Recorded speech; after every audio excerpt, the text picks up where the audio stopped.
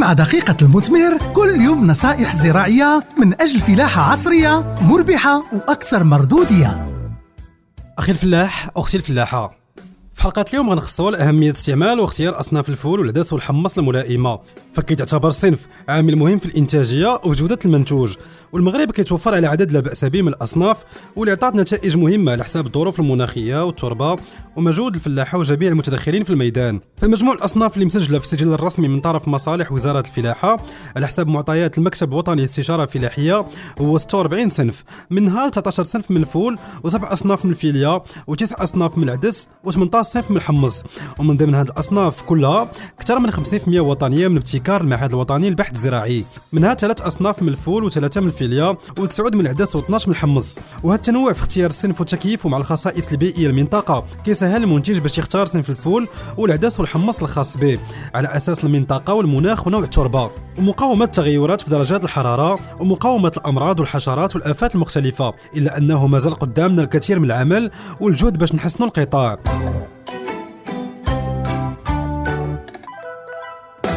أخي الفلاح، أختي الفلاحة، فبالنسبة للمناطق الجافة وشبه الجافة، في هذه المناطق يمكن نزرعوا أصناف بكرية ديال الفيليا وفي وقت جد مبكر، ولازم تكون بذور مختارة باش نقصوا من مشكل هالوك أو فرعون. ومن الأفضل الصنف يكون مقاوم أو على الأقل متحمل الجفاف وارتفاع درجات الحرارة. وبالنسبة للمناطق الرطبة وشبه رطبة واللي المناخ ديالها شبه رطب إلى شبه جاف على حساب كل موسم، وفي هذه المناطق يمكن الفلاح اختيار الصنف المبكر إلى النصف مبكر، ولازم زريعة تكون مختارة باش نقصوا من مشكل هالوك أو فرعون وبجودة وإنتاجية عالية، لأن الظروف مواتية للزراعة. الأحواض السقوية من ضروري المؤكد تكون أصناف مستعملة في هذه المناطق المسقية، وإلا حبانا الله بوجود كميات مهمة من الماء السقي أصناف ملائمة وذات إنتاجية عالية. وبحكم وجود الماء يمكن نزرعوا أصناف بكرية وموسمية ومازوزية على حساب طلب السوق، وهنا لازم نراقبوا الآفات وبالخصوص مشكل هالوك أو فرعون. وبالطبع في الأحواض السقوية اللي في الجنوب وفي حالة شح المياه في آخر النمو يمكن نزرعوا الأصناف اللي كتوجد بكري، وهنا لازم نستعملوا البذور المختارة ذات جودة عالية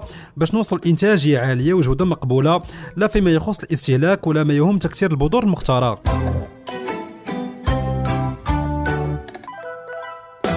أخي الفلاح، أختي الفلاحة، فاستعمال الزريعة المختارة ديال القطنيات مازال ضعيفة في المغرب، والفلاحة كيعتبروا بحال اللي واقع في الحبوب باللي هذا ناتج على نقص في التوزيع والتواصل مع الفلاحة، وكذلك في نقص عدد المحلات ديال البيع واللي الظروف ديال التخزين فيها ماشي ديما بشكل جيد، والفلاحة كيلقاو فيها عدد قليل من الأصناف المعتمدة للبيع. ومع كل هذا كنوصيوك أخي الفلاح أختي الفلاحة باش ديروا مجهودكم وتستعملوا البذور المختارة وتختاروا الصنف اللي كيوالي متطلبات المناخ والتربة في المنطقة ديالكم.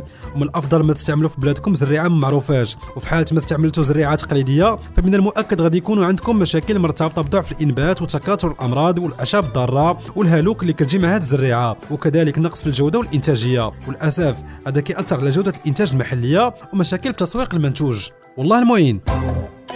مع دقيقة المثمر اليد في اليد من أجل فلاحة مثمرة ومستدامة.